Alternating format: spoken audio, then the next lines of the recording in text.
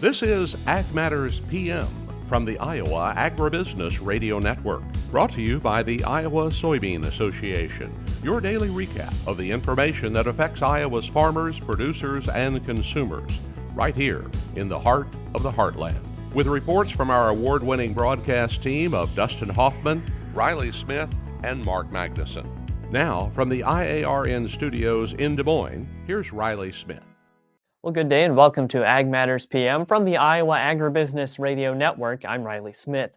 Today is Friday, January 13th, 2023. We're so glad you could join us today. In today's episode of Ag Matters PM, I talk with Iowa State Climatologist Dr. Justin Glisan. We also have a check of that ag weather outlook, but first, let's run down the markets. It's time now for the Ag Matters PM Closing Market Summary, your source for market analysis and settlement prices from the day's trade in Chicago, courtesy of the folks at agmarket.net. Well, we're at the end of another trading day in the ag marketplace, and for a bit of analysis, we go to Tyler Schau of agmarket.net. Now, obviously, Tyler, we talked a lot about the WASDE report yesterday. How are the markets still kind of processing that today in the grains? It's mostly a positive day again, and for the most part, the WASDE report was a positive report.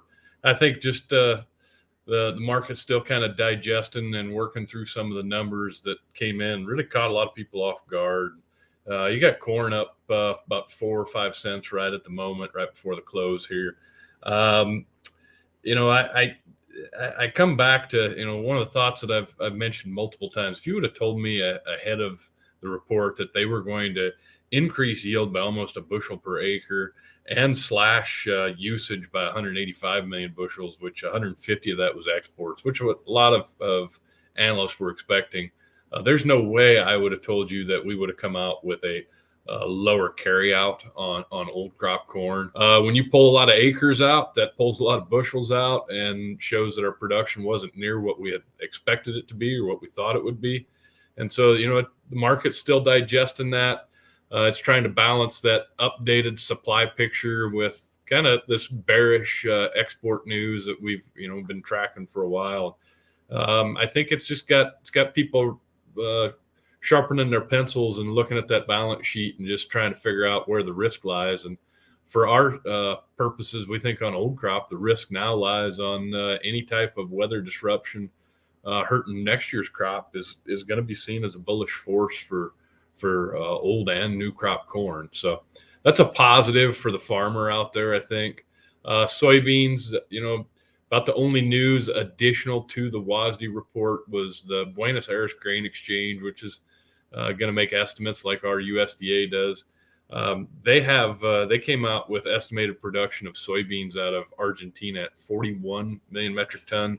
I think the WASDE report had it pegged at 45.5 million. So they're 3.5 million metric ton lower, or 4.5 million metric ton lower than what the USDA just said yesterday. And they said if the dryness continues, they expect to shave off another 5 million metric tons. So soybean world balance sheet could take a hit if that materializes. And wheat just kind of trying to digest. There was a lot, there's a lot of data dumped for all grains. Wheat probably had the most with that winter seedings report yesterday, and trying to make sense of, what's going to happen. A lot of those additional acres come in the southern plains, and, they're still in the thick of a drought. So, we got a lot of acres, but if it doesn't rain, they're not going to produce much. All right. And then what are we seeing on the other side of the marketplace in the livestock complex? Sell-off has occurred this week in the feeder calf market. Feeders got beat up pretty good. Last week we had a high of about 188, 189. We traded down to 182 on the nose today. In March, feeders settled at 182.87. There really wasn't any major catalyst for that. In fact, your cash index is still climbing. I could suppose you can make an argument that corn prices are going up and that's negative to feeder cattle, and I would argue that that's the case. But I don't think that's the primary catalyst. I think you just had some managed money stepping in and selling feeder cattle. I wouldn't be surprised if that market doesn't move back higher over the next few weeks. Fats basically went unchanged. Hogs kind of in the same boat, unchanged. But of course, that's after a pretty hefty sell-off in the hog market, or at least the nearby February hogs over the last few weeks. Lots of great information today for those of our listeners and our viewers who would like to get in touch and learn more from the folks at agmarket.net. How can they do that? Check us out at our website, agmarket.net. You can look up brokers in your area. Check out our ag intel that we offer. We publish a ton of information. Also check out, we've got a conference coming up, Farming for Profit, Not Price. It'll be in Nashville, February 5th and 6th. Should be a really good conference, really good time. And if you want to call me direct, number 701-987-6009. All right, Tyler, great analysis as always, and we look forward to hearing from you again soon. Thank you. Y'all have a good day. Thanks again to agmarket.net for the great analysis as always. Now let's go ahead and take a look at the closing numbers, courtesy of the folks at Bar Chart. At the close, March corn is up 4 even at 675 even. December new crop up 2.5 at 598 and a half. March soybeans up 9 1/4 at 1527 3/4. November new crop down 3 1/4 at 1393 even. March soybean meal down 5 even at 476.30. Soybean oil down 19 cents at 63.06. Chicago wheat up 1 even at 743 3/4. Minneapolis spring wheat went unchanged at 912 1/4. Kansas City hard red wheat up 8 3/4 at 843 3/4. March oats up 2 3/4 at 364 even. On the Merc, February live cattle up 17 cents at 157.72. January feeders down 87 at 181.25.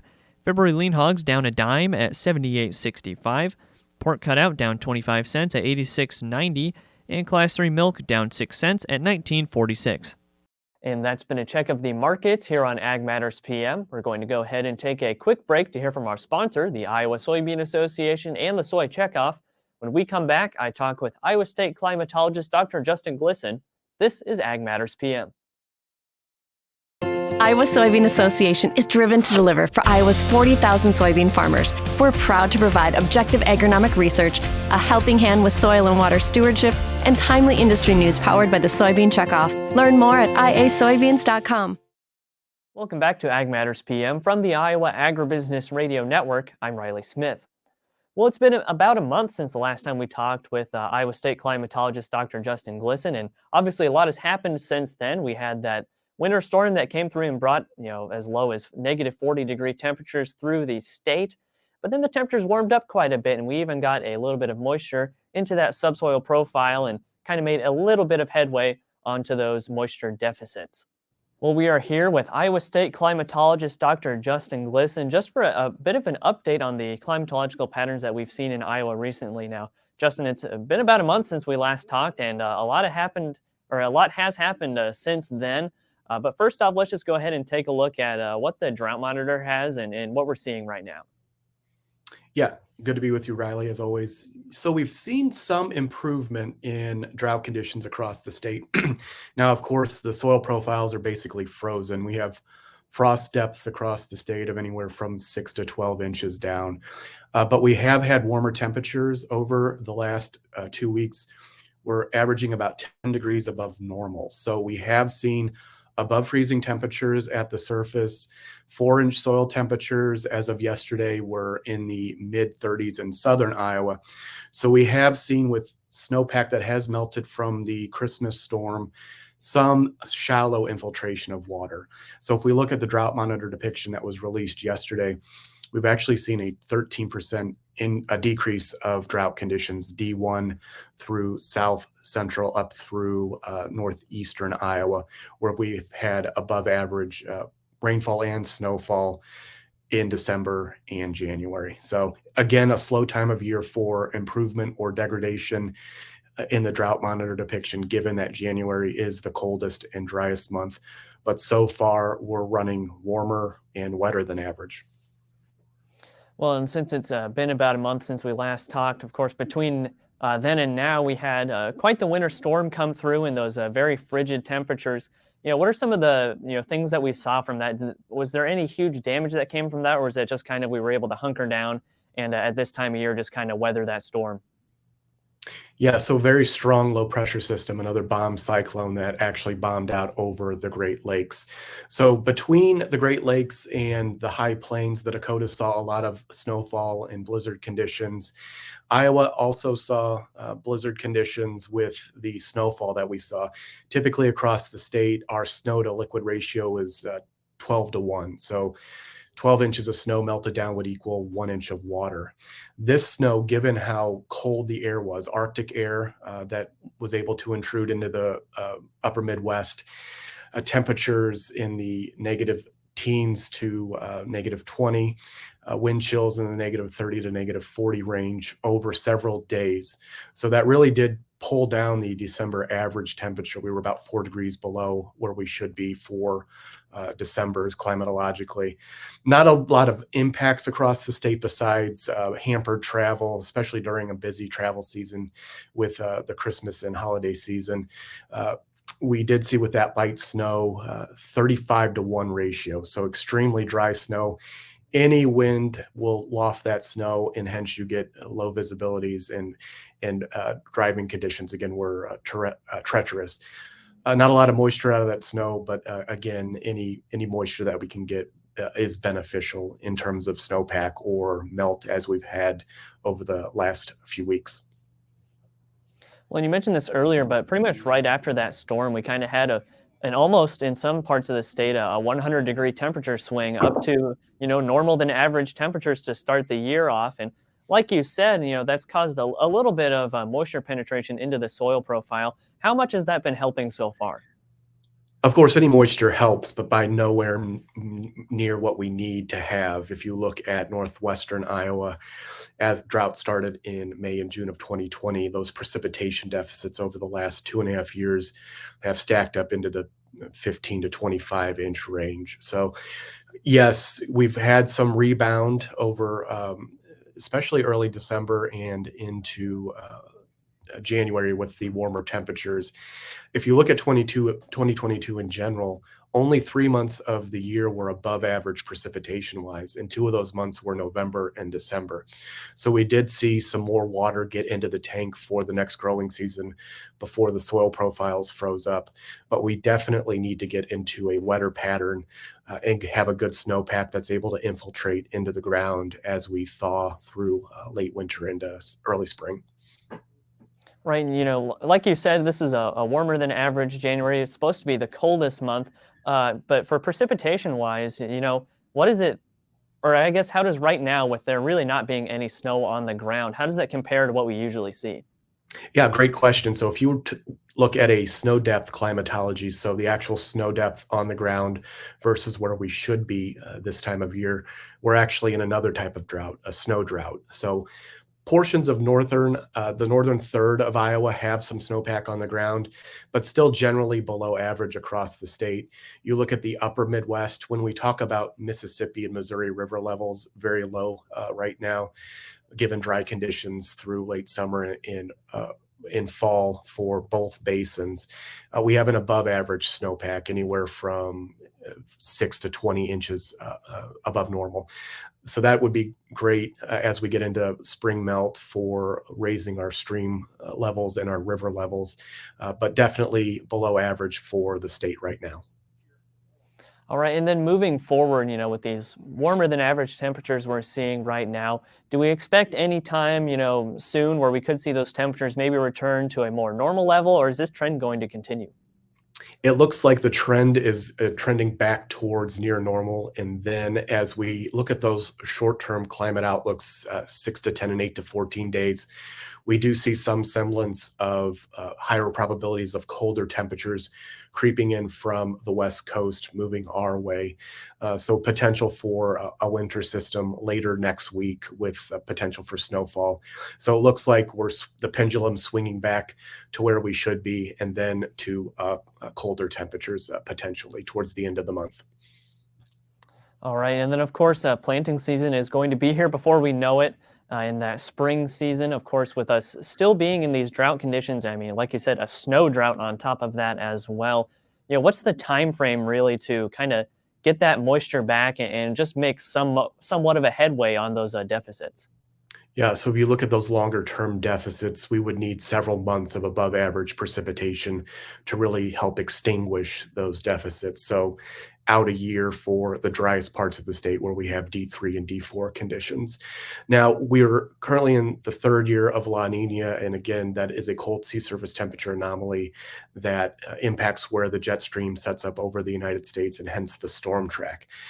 It looks like we'll keep that La Nina through winter, a weak La Nina, and usually that means above average snowpack as we move through winter. So we still have half of January and February, which has been a more active month over the last several years in getting snowfall on the ground. So that's one piece of good news. Another piece of potentially good news, our climate modeling is showing an 82% probability of shifting from La Nina.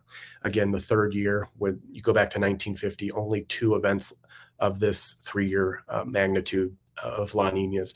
So a shift to what's called ENSO neutral, which is between La Nina and El Nino, so near normal sea surface temperatures during spring. And if we look at analog years from transitions to ENSO neutral in March, April, May, we do see a wetter signal in eastern Iowa and then near normal conditions across much of the rest of the state.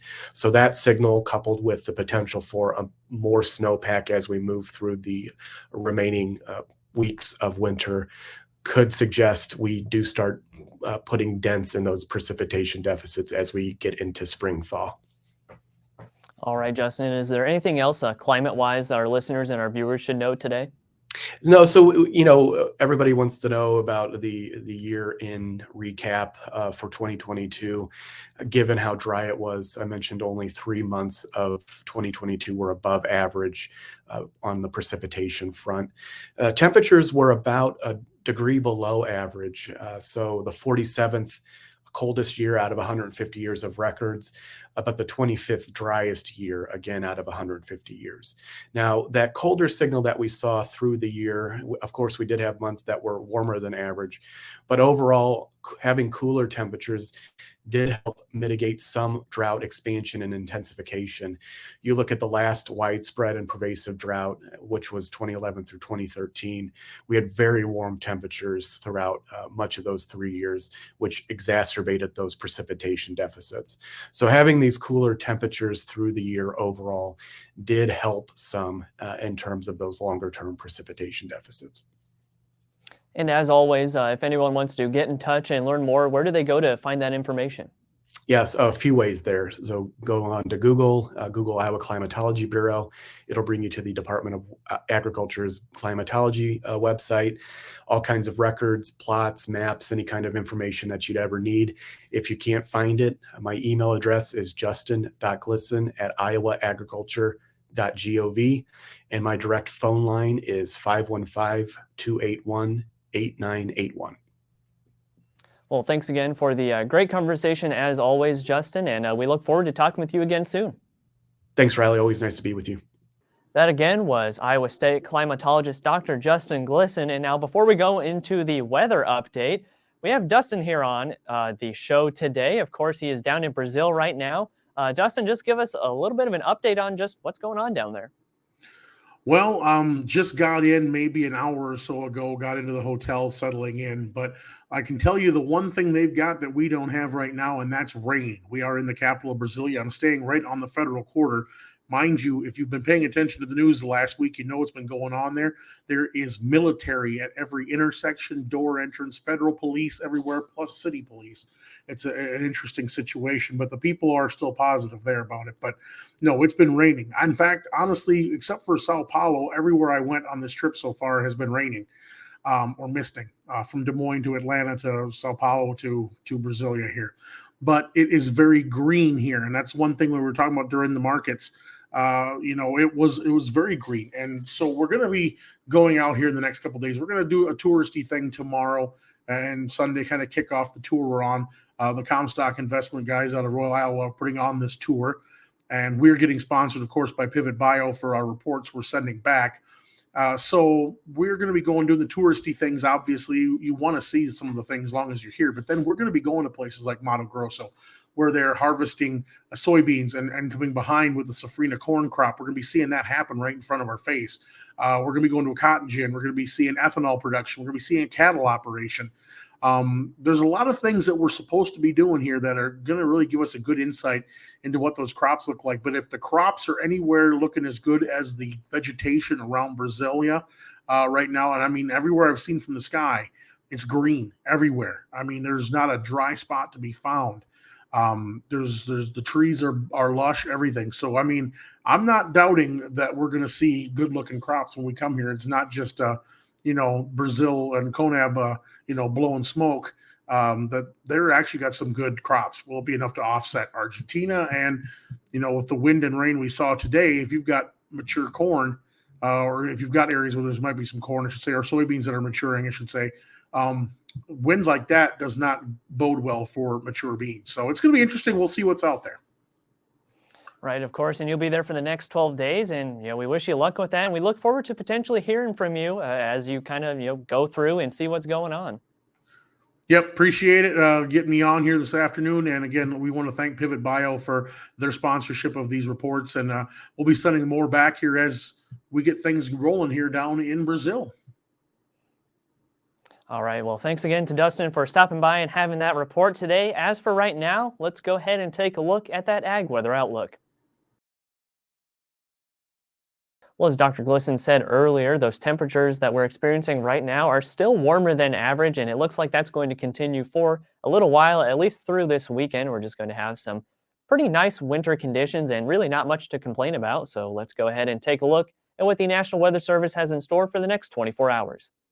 As you can see from the National Weather Service, the weather's just going to continue to look pretty nice. Today we have partly cloudy skies with scattered snow flurries, highs ranging from the low 20s to low 30s. Tonight we have partly to mostly cloudy skies and chilly temperatures with those lows ranging from the mid-teens to low 20s.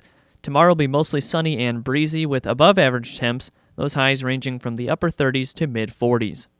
Taking a look at the affiliate weather map for tomorrow, Cherokee will be mostly sunny and blustery with a high around 37, Shenandoah mostly sunny and 45, Des Moines partly cloudy and 44, Waterloo mostly sunny and 38, Albia partly cloudy 43, and Clinton will see sunny skies with a high around 38. For more detailed forecasts in your part of the state, make sure to check in with your local Iowa Agribusiness Radio Network affiliate. That's been a check of the Ag Weather Outlook, and that also brings us to the end of this episode of Ag Matters PM. You can find all of our content on our website at iowaagnet.com. You can also follow us on social media at Facebook, Twitter, TikTok, and LinkedIn, and you can find all of our video content as well as previous episodes of AMPM on our YouTube channel. So make sure you subscribe and hit the notification bell to see when those videos go live.